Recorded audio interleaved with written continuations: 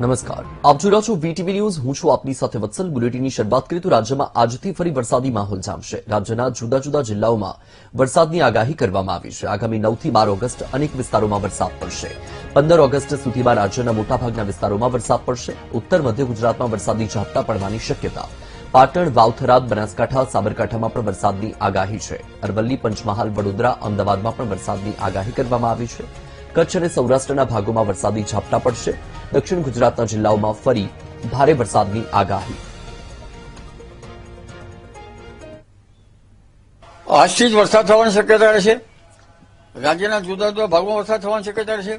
દક્ષિણ ગુજરાતના ભાગોમાં વરસાદ ઝાપટા પડશે અને તારીખ 9, 10, 11, 12માં ધીરે ધીરે વરસાદનું પ્રમાણ વધતું જશે. જેમાં તારીખ 10 સુધીમાં ઉત્તર ગુજરાતના ભાગોમાં વરસાદ પડવાની શક્યતા રહેશે.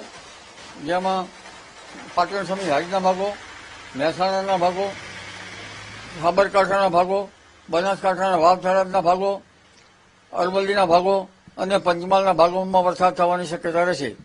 ખાસ કરીને ઉત્તર ગુજરાતના ભાગોમાં સાબરકાંઠા અને બનાસકાંઠા અને અરવલ્લીના ભાગોમાં વધુ વરસાદ થવાની શક્યતા રહેશે.